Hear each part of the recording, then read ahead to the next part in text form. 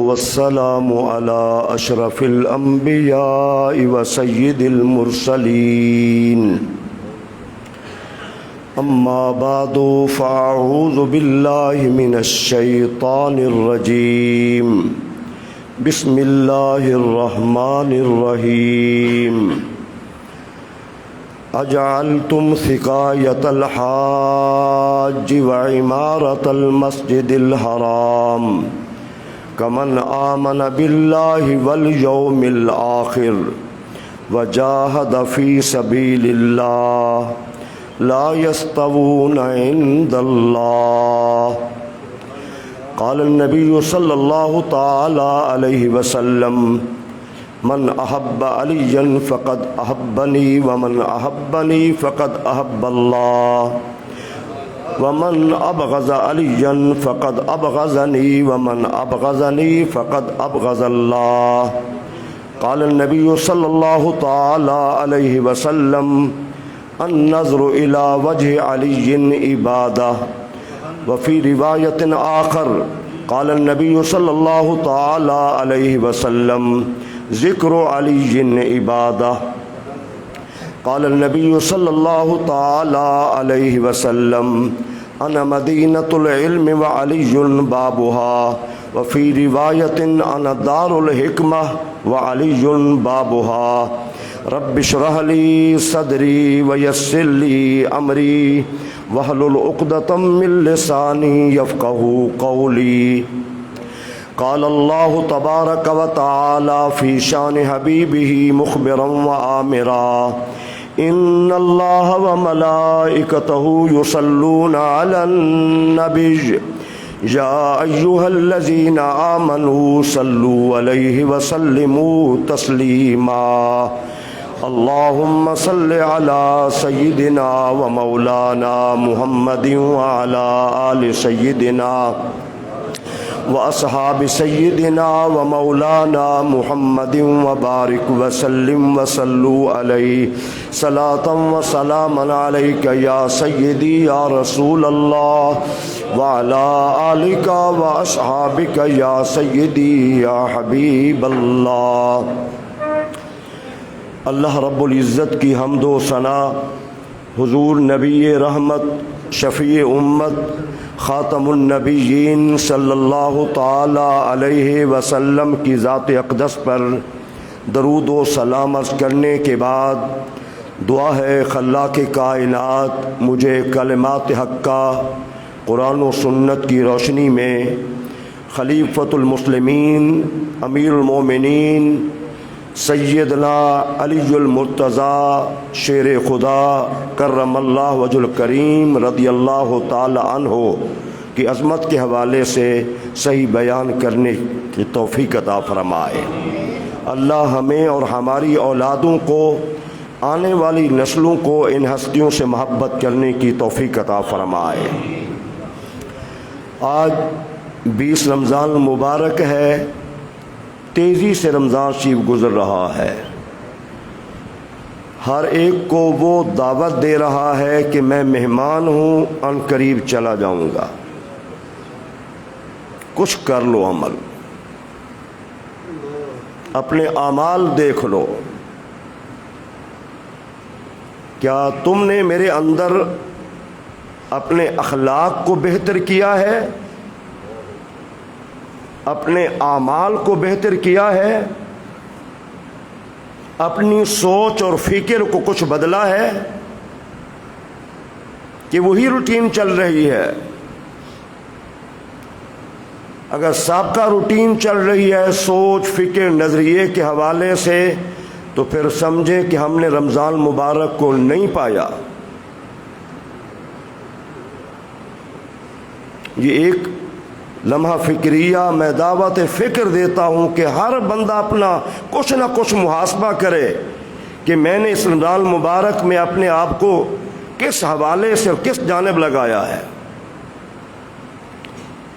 21 رمضان مبارک کو سیدنا علی المرتضیٰ شیر خدا رضی اللہ تعالی عنہ کا یوم شہادت ہے. بڑا فتنوں کا دور ہے. حضور نے جو ارشاد فرمایا وہ برحق فرمایا. کہ فتنے بارش کی طرح برسیں گے جس طرح بارش برستی ہے، اور ایک روایت میں فرمایا جس طرح تسبیح کے یا ہار کے دانے ٹوٹتے ہیں تو تیزی کے ساتھ نیزے گر جاتے ہیں، اور اس فتنوں کے دور میں ایمان کی حفاظت سب سے بڑی چیز ہے۔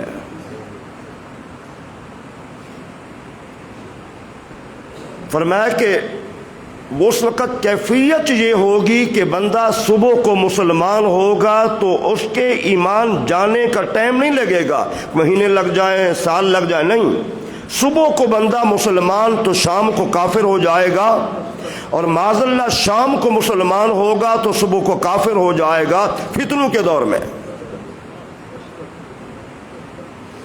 یہ کچھ عرصہ، کچھ سال تو فتنے بڑے تیزی کے ساتھ، اور فتنے ہر حوالے سے، سیاست کے حوالے سے، مذہب کے حوالے سے، نظریات کے حوالے سے، عقائد کے حوالے سے، دینی جماعتوں کے حوالے سے، عجیب کیفیت ہے۔ جو پہلے یہ چیزیں نظر نہیں آتی تھیں آج ہمارے سامنے ہیں۔ تو آپ نے توجہ سے میری باتیں سننی ہے بھائی، ہماری کوشش یہی ہوتی ہے اس کی توفیق سے کہ آپ کا ایمان سلامت رہے۔ کس اعتبار سے یہ ناچیز آپ کے ایمان کی حفاظت کر سکتا ہے؟ تو میں آپ کو نظریہ اور ایک فکر اور سوچ دینا چاہتا ہوں آج اس جمعہ میں۔ بہت دنیا بھٹک گئی، اور بھٹکی کیوں ہے؟ 14 صدیاں پہلے میرے نبی نے جو ارشاد فرمایا، کیا فرمایا تھا؟ فرمایا علی تیری وجہ سے 2 گروہ ہلاک ہو جائیں گے۔ میں اپنی پوری گفتگو کا میں ذمہ دار ہوں، آج بھی 10 سال بھی پوری زندگی،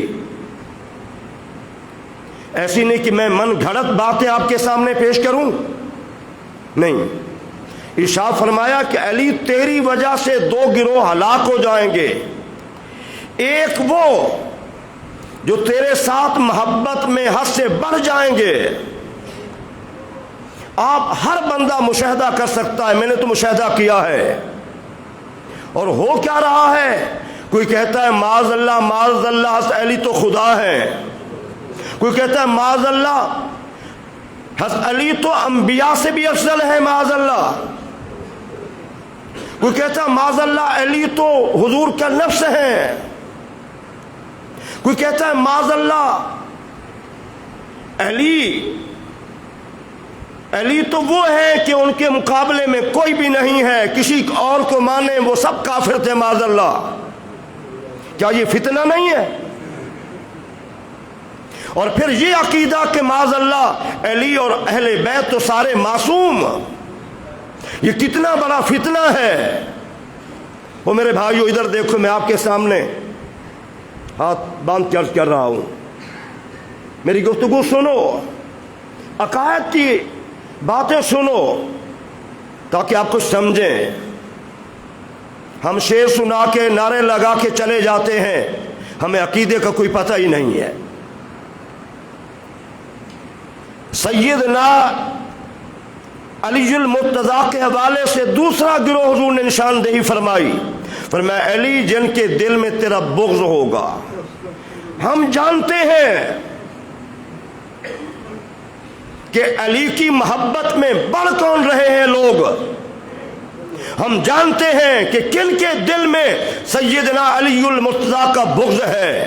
مجھے رب ذوالجلال کی عظمت کی قسم ہے، مجھے کوئی ڈاؤٹ نہیں ہے اپنے عقیدے پہ، میرا عقیدہ وہی ہے کہ میرے دل میں اہل بیت کی محبت ہے، میں حد سے بڑھاتا بھی نہیں ہوں، اور میرا دل بغض سے پاک ہے۔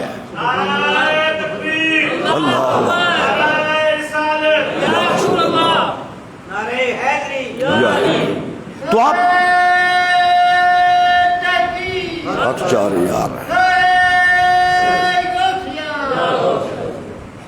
تو یہ باتیں سمجھے ذرا غور سے۔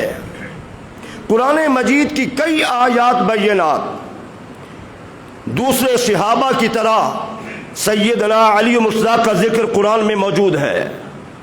یہ آیا مبارکہ اجعلتم سقایت الحاج و امارت المسجد الحرام کمن آمن باللہ والیوم الآخر وجاہد فی سبیل اللہ لا یستوون عند اللہ۔ حضرت عباس بیٹھے تھے، حضرت طلحہ بیٹھے تھے، سیدنا علی و مصطفیٰ بیٹھے تھے، باتیں چل پڑی اپنی اپنی عظمت کی۔ سیدنا عباس حضور کے چچا نے کہا میری عظمت کے لیے کافی ہے، حرم کعبہ کا متولی، حجاج کو پانی پلانے والا، سارا انتظام میرے ذمے۔ حضرت طلحہ بول اٹھے بیت اللہ کی چابی میرے پاس ہے، جس کے لیے چاہوں کھول دوں، جس کے لیے چاہوں بند کر دوں، یہ میری مرضی ہے۔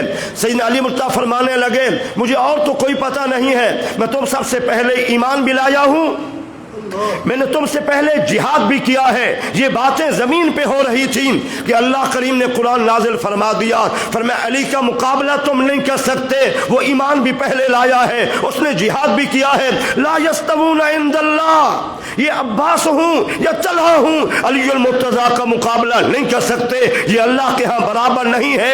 علی المرتضیٰ کی شان وراء الورا ہے۔ میرے بھائیوں دیکھو ذرا، قرآن مجید میں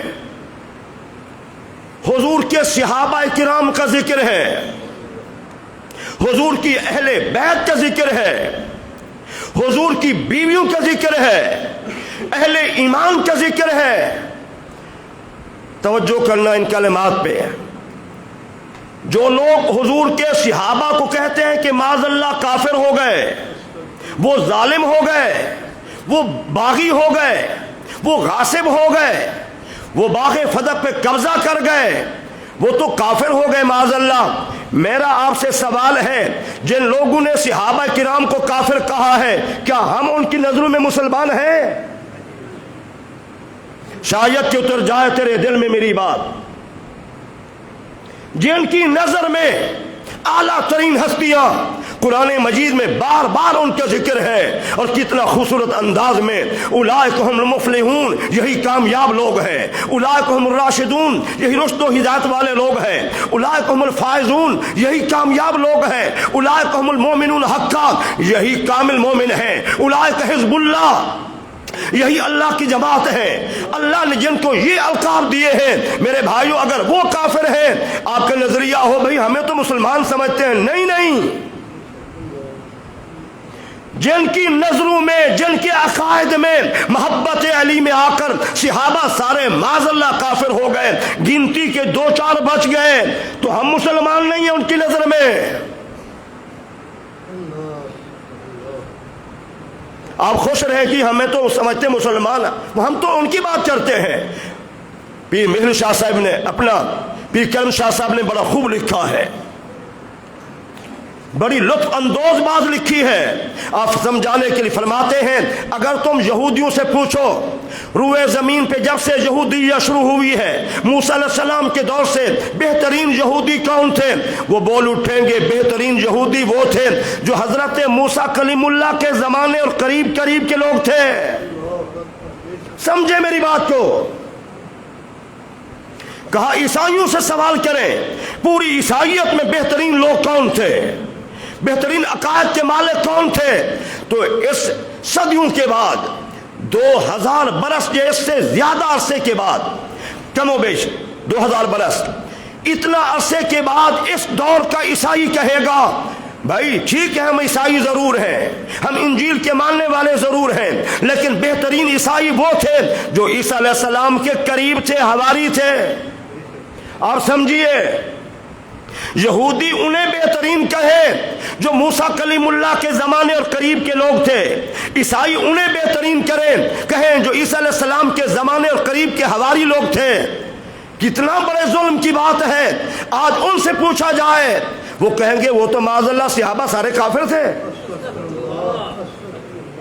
کہ میری بات سمجھائیے آپ کو،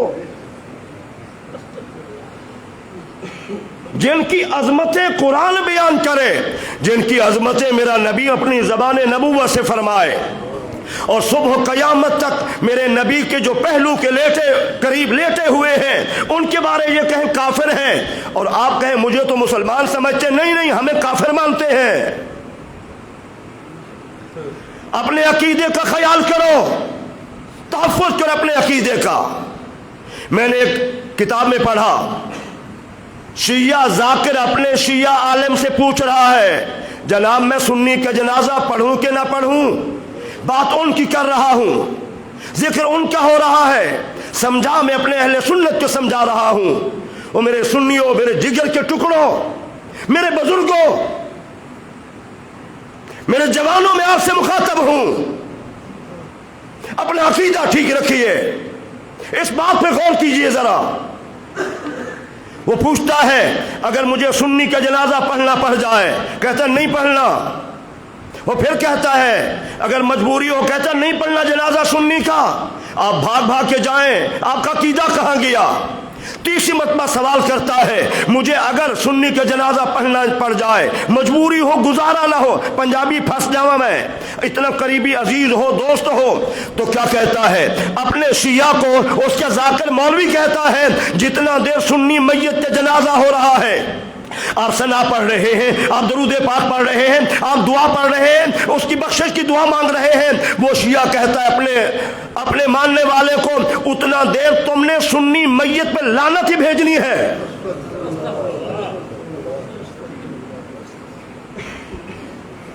آپ کس منہ سے دعا پڑھیں گے اس کے لیے؟ میں ذمہ داری سے بات کر رہا ہوں۔ یہ جو ہمارے سامنے حالات آئے اس گورنمنٹ میں، صادق و امین حاکم کے دور میں، مجھے قسم ہے رب ذوالجلال کی، میں نے اپنی زندگی میں جو حالات نہیں دیکھے جو اس دور میں دیکھے ہیں۔ شیعہ بہت آگے چلے گئے، ان کو پروان چڑھایا گیا، قادیانی بہت آگے چلے گئے، ان کو پروان چڑھایا گیا۔ آپ کے علم میں ہونا چاہیے عمران خان کی والدہ قادیانی تھی، اس کا نانا قادیانی تھا، اور اس کا نانا قادیانی کا صحابی تھا۔ آپ کہاں ہیں؟ آپ صادق و امین پہلا جملہ استعمال ہوتا ہے، اس کے کون حقدار ہیں اس پوری روئے زمین پر؟ انبیاء، یہ میرے نبی محترم صادق و امین تھے۔ ابو جہل بھی کہتا تھا ما رأیت محمدًا صادقًا فی العرب ما رأیت محمدًا امینًا فی العرب، میں نے پورے عرب میں محمد عربی سے سچا کوئی نہیں دیکھا، امانت دار کوئی نہیں دیکھا۔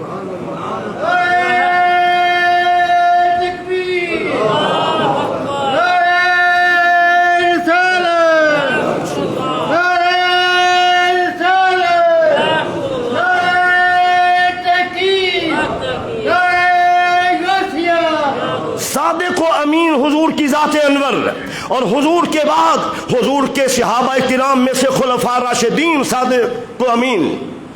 دنیا کا کوئی مولوی میں نہیں کہہ سکتا میں صادق و امین ہوں، میں نے دین پڑھا ہے، دین کو سمجھتا ہوں، مجھ سے غلطی بھی ہو جاتی ہے، میں صادق و امین نہیں ہوں، آپ صادق و امین نہیں ہیں۔ عمران کیسے صادق و امین ہو گیا؟ ہم بڑی بھولی بھالی قوم ہے، ہمیں شعور ہی نہیں ہے۔ جس قدر جھوٹ اس بندے نے بولے کسی نے بولے ہی نہیں ہے۔ میں اللہ قسم کھا کہتا ہوں جتنا شیعیت کو پروان اس گورنمنٹ نے چڑھایا ہے کسی نے نہیں چڑھایا، جتنا قادیانیوں کو پروان اس نے چڑھایا گورنمنٹ نے کسی نے نہیں چڑھایا۔ ہم پھر بھی کہتے ہیں جی امریکہ کے خلاف بات کی ہے، کچھ بھی نہیں ہے۔ خدا را سمجھو اپنے عقائد کو، سیاست کو آگے نہ لاؤ، مذہب پہلے ہے۔ ہم سیاست کو آگے لے آئے ہیں، مذہب کی پرواہ ہی نہیں ہے، نہیں مذہب پہلے ہے، سیاست بعد میں ہے۔ 40 سال اعلان نبوت تک اور اعلان نبوت کے بعد ابتدائی ساری زندگی مذہب ہے، سیاست تو بعد میں ہے۔ آپ کہتے ہیں سیاست ترجیح دے رہے ہیں، خدا را سمجھیے یہ سارے حکمران جھوٹے ہیں، میں کسی ایک کی بات نہیں کرتا، سب جھوٹ بولنے والے ہیں، کوئی بھی صادق امین نہیں ہے روئے زمین پر، روئے زمین کی بات کر رہا ہوں میں۔ سیدنا علی المصطفیٰ شیر خدا صادق و امین، میں کہہ سکتا ہوں ان کو، میں ان کو کہہ سکتا ہوں، ذمہ داری سے کر رہا ہوں، وہ صادق و امین لوگ تھے اور کوئی نہیں۔ پھر آپ دیکھیں ذرا حضور نے ان کی عظمت کے حوالے سے کیا بیان فرمایا۔ حضور نے فرمایا انا مدینۃ العلم وعلی بابھا، حضور نے فرمایا میں علم کا شہر ہوں، علی اس کا دروازہ ہے، کوئی شک نہیں ہے۔ حضرت عمر بن خطاب مسجد نبوی میں کہہ رہے ہیں ہم میں سب سے بڑے مفتی فتویٰ دینے والے علی المرتضیٰ رضی اللہ تعالیٰ عنہ۔ یہ ایک اعتراف کر رہے ہیں. لوگ کہتے دشمنی تھی. پھر حضور نے فرمایا انا دار الحکمت وعلی بابها، میں علم کا گھر ہوں، علی اس کا دروازہ ہے. حضور نے فرمایا انا علی منی وانا من علی، علی مجھ سے ہے اور میں علی سے ہوں. تعلق دیکھیے ذرا، قرب دیکھیے، محبت دیکھیے. حضور نے ایک صحابی سے فرمایا جاؤ سید العرب کو بلا کے لاؤ. اما عائشہ نے عرض کی حضور کیا آپ سید العرب نہیں ہیں؟ سنیے کتنا بڑی شان ہے. حضور نے فرمایا عائشہ سید العرب، عرب کے پورے خطے کا سردار میرا علی ہے اور میں تمام اولاد آدم کا سردار ہوں.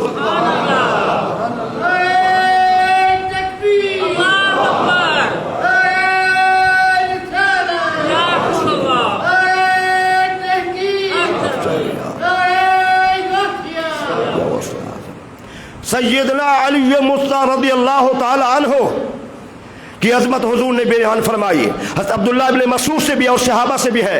حضور نے فرمایا النظر الی وجہ علی عبادت، یہ ذکر، یہ خاصیت آپ کی ہے. فرمایا علی کے چہرے کی جانب دیکھنا عبادت ہے. ایک اور روایت میں ہے الذکر علی عبادت، علی کا ذکر کرنا، چہرے کا دیکھنا بھی عبادت ہے اور علی کا ذکر کرنا بھی کیا ہے؟ عبادت ہے. سیدنا صدیق اکبر رضی اللہ تعالی عنہ سیدنا علی کے ساتھ سر راہ ملاقات ہو گئی تو سیدنا صدیق اکبر دیکھیے، لوگ کہتے ہیں وہ کافر تھے، ان میں دشمنیاں تھیں. نہیں میرے بھائیو، یہ سب جھوٹ کا پلندہ ہے، حقیقت سے ذرہ بھی تعلق نہیں ہے. سیدنا علی ان کے پیچھے نمازیں پڑھتے رہے، یا شیر خدا کہنا چھوڑ دیں یا پھر کہیں معاذ اللہ ثم معاذ اللہ ان کے نظریے کے مطابق. تو صحیح روایات سے شیعہ کتب میں موجود ہے کہ سیدنا علی ان کے پیچھے نمازیں بھی پڑھتے رہے، ان کے ہاتھ پہ بیعت بھی کی ہے. اگر یا تو بزدل ہو گئے تھے معاذ اللہ، ایسا ہے کہ نہیں ہے؟ نمازیں تو ثابت ہیں، بیعت تو ان کے ہاتھوں پہ ثابت ہے، یا پھر معاذ اللہ ثم معاذ اللہ پھر آپ نے منافقت کی ہے معاذ اللہ. یہ دونوں باتیں نہیں ہیں، یہ دونوں باتیں نہیں ہیں. چلو جب مسکرائے تو سیدنا علی مصطفیٰ شیر خدا نے پوچھا بھائی صدیق، بات تو مجھے بظاہر مسکرانے والی نظر نہیں آتی، لیکن آپ مسکرائے ہیں، وجہ کیا ہے؟ سنیے میرے بھائیوں. آپ نے فرمایا میں نے اللہ کے نبی سے سنا ہے کل قیامت میں جنت کی ٹکٹیں علی تقسیم کریں گے. اللہ اکبر. کل جنت کی ٹکٹیں علی تقسیم کریں گے. سیدنا علی المرتضیٰ رضی اللہ عنہ بھی مسکرا پڑے. سیدنا صدیق نے پوچھا بھائی علی آپ کیوں مسکرائے ہیں؟ دیکھو سب سے بڑی بات یہ ہے کہ عظمت کی بات تو صدیق اکبر کے سینے میں بھی موجود ہے جو حضور سے سنی تھی، جو سیدنا علی المرتضیٰ نے نہیں سنی حضور سے، اور جو سیدنا علی مرتضیٰ نے سنی ہے سیدنا صدیق اکبر نے نہیں سنی، ان کو علم نہیں ہے.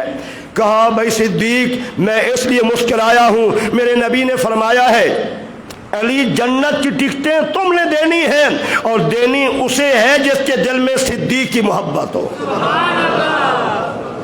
سنیو تمہیں اپنے عقیدے پہ مبارک ہو، تمہیں اپنے عقائد پہ، نظریات پہ تمہیں بہت بہت مبارک ہو. زمانہ بدلا، دور بدلے، سوچ بدلی، نظریہ بدلا، لوگوں کی سوچ فکر بدل گئی، لیکن ہمارا عقیدہ وہی جو 14 صدی پہلے صحابہ کا عقیدہ تھا.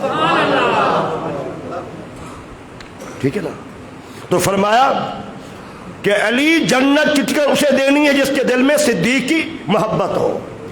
پھر میرے بھائیوں ذرا غور کرنا، سیدنا عمر بن خطاب رضی اللہ تعالیٰ عنہ، ان کا دور خلافت ہے، مصلی پہ ہیں. سیدنا علی مصطفیٰ نے خواب دیکھا، ہم بھی خواب دیکھتے ہیں.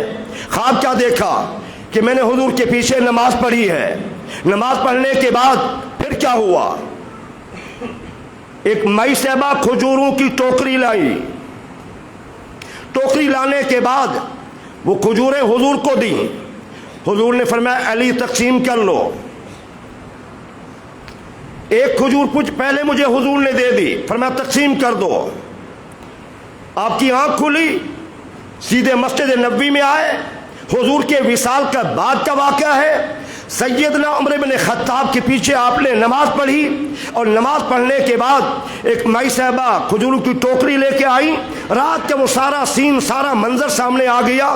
جس طرح رات حضور بیٹھے تھے اسی طرح عمر بن خطاب بیٹھے۔ رات جس طرح نماز حضور نے پڑھائی تھی اس طرح آپ نے نماز پڑھائی۔ جب بیٹھے اس طرح سیر پہ، مائی صاحبہ ٹوکری لائی کھجوروں کی، آپ کو دی، تو آپ نے بھائی علی مصطفیٰ یہ آپ لے تقسیم کر دیں، اور ایک کھجور اٹھا کے دے دی۔ آپ نے فرمایا بھائی عمر بن خطاب کیا مجھے دوسری کھجور نہیں مل سکتی؟ تو آپ نے فرمایا بھائی علی اگر رات کو حضور نے آپ کو 2 دی ہوتی تو میں بھی 2 دیتا۔ ٹھیک ہے نا؟ رات کی جب اللہ کے رسول نے ایک دی ہے، میں نے تو کام وہی کرنا ہے۔ تو ان خلفاء کے پیچھے نمازیں پڑھتے رہے، کوئی شک نہیں صف اول کے مجاہد آپ ہیں، بڑی جرأت و بہادری کے مالک آپ ہیں۔ آپ کی عظمتیں میں گنوانا چاہوں تو بہت ساری ہے۔ بچوں میں پہلے ایمان لانے والے، مہاجرین میں ہجرت کرنے والے، پھر حضور کی لخت جگر نور نظر ان کے نکاح میں، پھر نبی رحمت نے ان کو اہل بیت میں شامل فرمایا، پھر بدری صحابہ میں ان کا شمار ہوتا ہے، غزوہ احد میں ان کا شمار ہوتا ہے، غزوہ خندق میں ان کا شمار ہوتا ہے، سوائے غزوہ تبوک کے باقی تمام جنگوں میں ان کا شمار ہوتا ہے۔ عشرہ مبشرہ میں یہ ہیں، خلفاء راشدین میں یہ ہیں، اور جنت میں قریب محل ان کا ہوگا۔ اور ان کے گھر کو حضور نے اتنا عطا فرمایا، فرمایا بیٹی فاطمہ تم تمام جنتی خواتین کو سردار ہو، فرمایا حسنین کریمین علی المرتضیٰ کے صاحبزادوں تم جنتی جوانوں کے سردار ہو۔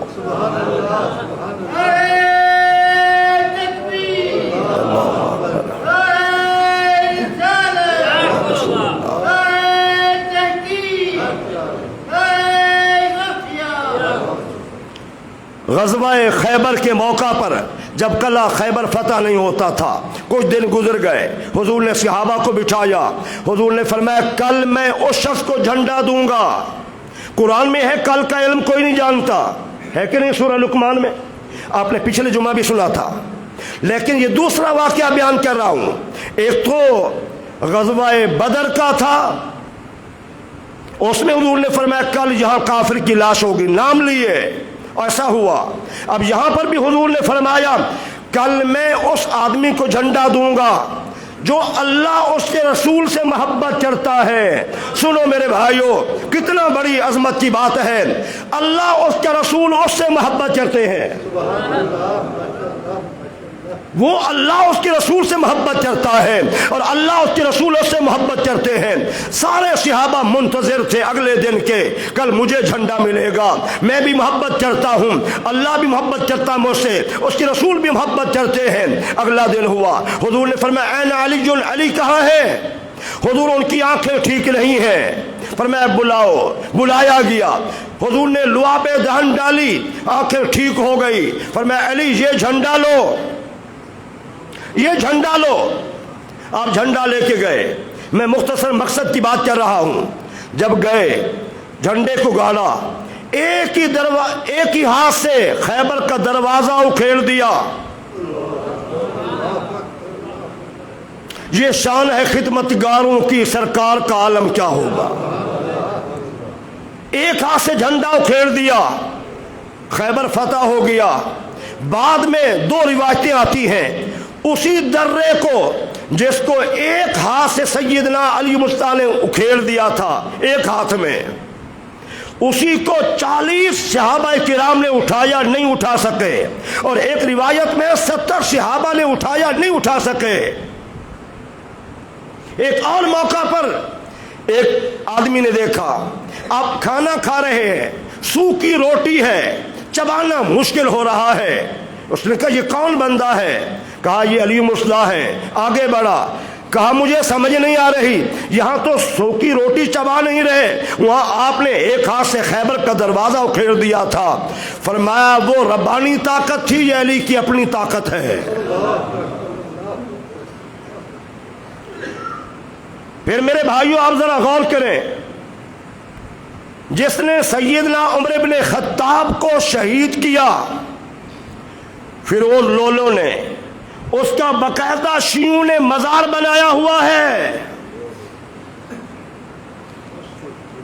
اس کا باقاعدہ مزار بنایا ہوا ہے، لیکن روئے زمین پر کوئی مسلمان، کوئی سنی مسلمان جس نے سیدنا المشتاق عبد الرحمن ابن ملجم نے شہید کیا، کسی نے کبھی اس کا نام ہی نہیں لیا۔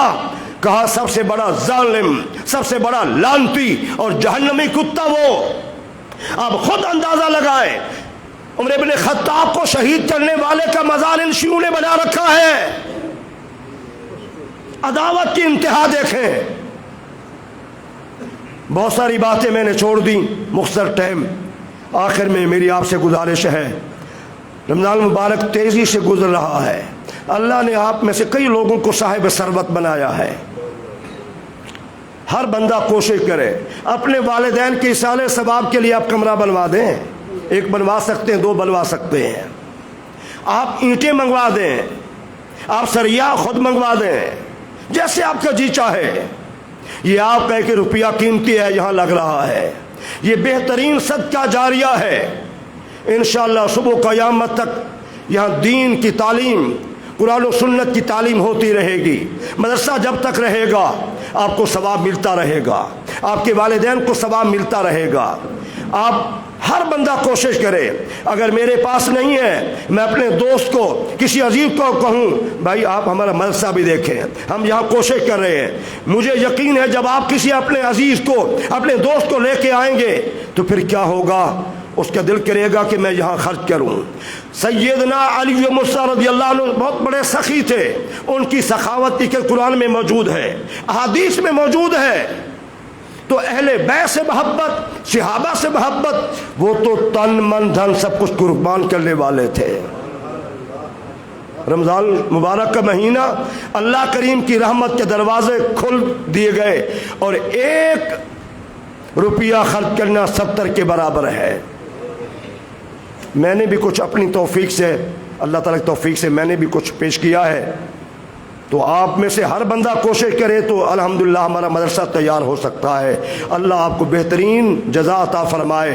آج جو میں نے باتیں کی ہیں اپنے عقیدے کو مضبوطی سے سامنا ہے، نہ بھٹکیں، گمراہی سے بچیں، اپنی اولاد کو بچائیں، صحابہ سے محبت کریں، اہل بیت سے محبت کریں۔ اللہ ہمیں اسی میں زندگی، اسی میں موت نصیب فرمائے، آمین۔